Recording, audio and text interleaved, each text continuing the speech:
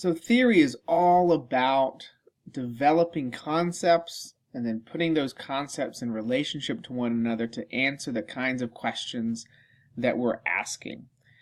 And so I think one of the most useful things we can do to really understand a particular theoretical perspective or theoretical argument is what's known as concept mapping. And so in concept mapping, you basically develop what are the particular concepts a theorist is using to make their argument, and then you put those concepts together into logical relationships that help you make sense of the theoretical argument.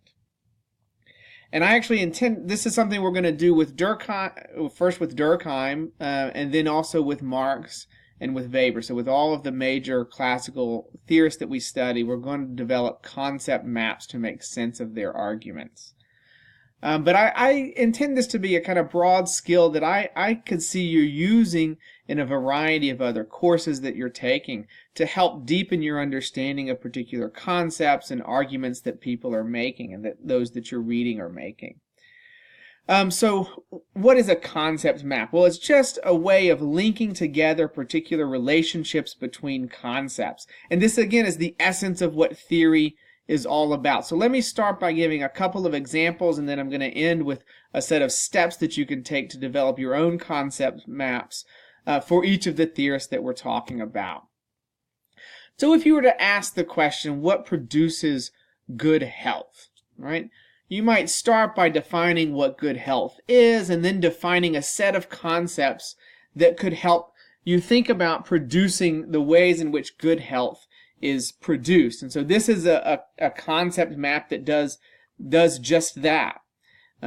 It starts with, in the center of the map, this notion of health, and then branches out into the different ways in which good health is produced. So relaxation produces good health, and then you ask, well, how does one get into a state of more relaxation? Walking could be a way in which relaxation is accomplished. So then you're making a set of logical relationships between health, relaxation, and walking. Walking produces relaxation, and relaxation improves one's health. We could think about the different kinds of lifestyle choices and lifestyles that we could engage in to produce good health, right? And what kinds of lifestyle changes could we make to produce better health? Perhaps eating more fruits, and you could add to this things like fruits and vegetables, all right? And so you say, okay, what produces good health? Well, a healthy lifestyle, and part of a healthy lifestyle is eating more fruits and vegetables, right? And you could even deepen this particular map further by creating links between relaxation and lifestyle, right? Part of a healthy lifestyle is to engage in relaxation techniques, and you do that through walking, right? And so all that's happening here is that we're asking a particular question, what produces good health, and then we're developing a set of concepts that we think will help us answer that particular question. Let's do it with another example, right? You could ask the question, kind of a broad question, well, what's the role of particular animals such as cows in the ecosystems? And you could ask them the question, okay, well, how do cows provide for the needs of other animals? Well, cows engage in the production of milk, right? Cows engage in the production of milk, and the production of milk is important to the health and survival of cats who consume the milk, humans who consume the milk, and baby calves, most clearly, who consume their own mother's milk.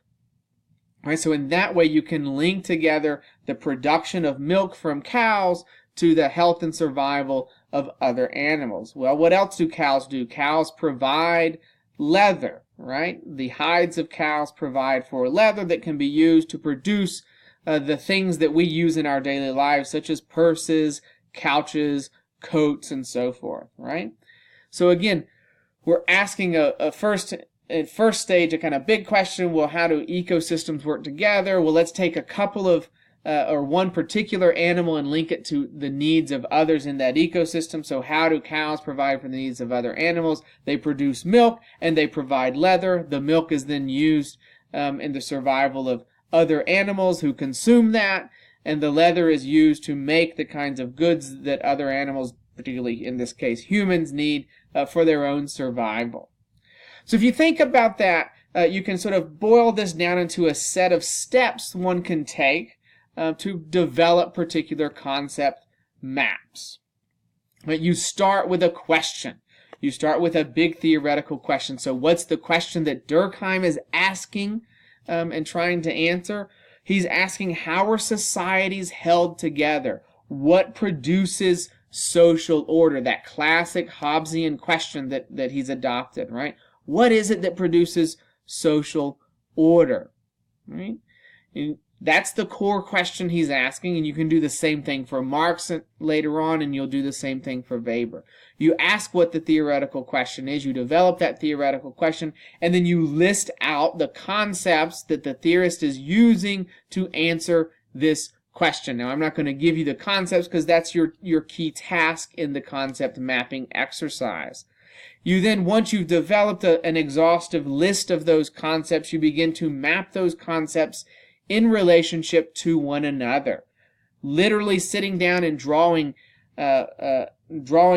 out the concepts, circling them like you've seen up above, or putting some box around them, and then drawing arrows and lines back to other concepts, right? So that's exactly the way in which you develop a map.